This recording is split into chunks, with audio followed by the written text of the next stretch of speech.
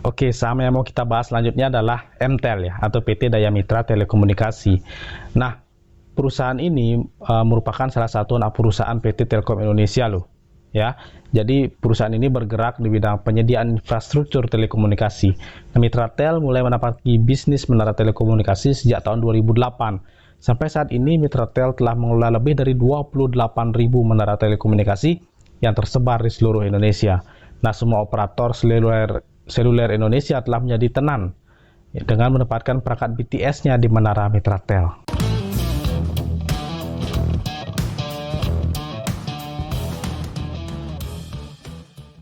Nah, untuk pendapatan sendiri di kuartal pertama tahun 2022, perseroan berhasil memperoleh pendapatan senilai 1,87 triliun, naik dari periode yang sama di tahun 2021 senilai 1,54 triliun.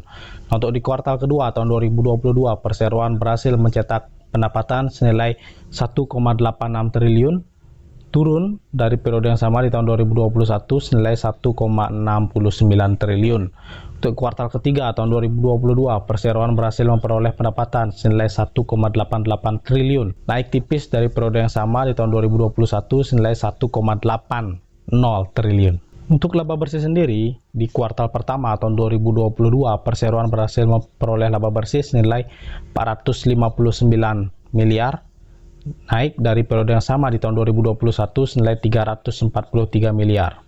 Untuk di kuartal kedua tahun 2022, perseroan berhasil memperoleh laba bersih senilai 432 miliar, naik dari periode yang sama di tahun 2021 senilai 358 miliar. Untuk di kuartal ketiga tahun 2022, perseroan berhasil memperoleh laba bersih senilai 335 miliar, turun tipis sekali dari periode yang sama di tahun 2021 senilai 338 miliar. Oke, untuk manuver yang akan dilakukan ke depannya, PT Daya Mitra Telekomunikasi atau Mitratel telah menuntaskan akuisisi sebanyak 997 menara telekomunikasi milik PT Indosat Ooredoo Hutchison ya, senilai 1,6 triliun total transaksinya. Nah, seiring dengan itu, total menara Mitratel naik menjadi sekitar 35.000 yang merupakan terbesar di Asia Tenggara. Nah, Direktur Investasi Mitratel menjelaskan bahwa ketertarikan perseroan meminang menara IOH dimulai sejak tahun lalu, tepatnya ketika IOH atau Indosat Ooredoo Hutchison ini mengumumkan rencana penjualan aset tersebut. Nah, mereka bernegosiasi dengan Indosat akhir 2022 dan rampung awal Februari 2023. Dan pada 15 Februari mereka taken conditional share purchasing agreement atau CSPA dengan Indosat. Kemudian berita yang kedua adalah Mitratel ini telah mengakuisisi 6.088 menara dan akuisisi fiber optik sepanjang 6.012 km. Nah, sebagai informasi, Mitratel ini mengakuisisi 6.088 menara pada 2022, sebagian besar dari akuisisi milik Telkomsel sejumlah 6.000 menara. Lalu 88 menara lainnya dari Citra Gaya sebanyak 39 menara, MSN 38 menara, dan juga lain-lainnya sebanyak 11 menara.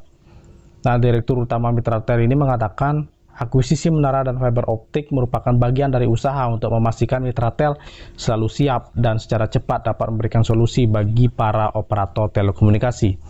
Nah, artinya apa? Artinya dengan mereka sebagai raja pemilik tower, secara logika sederhana aja, siapa yang nanti akan diajak kerjasama oleh operator seluler? Mitratel pemilik tower terbanyak saat ini di Asia Tenggara loh.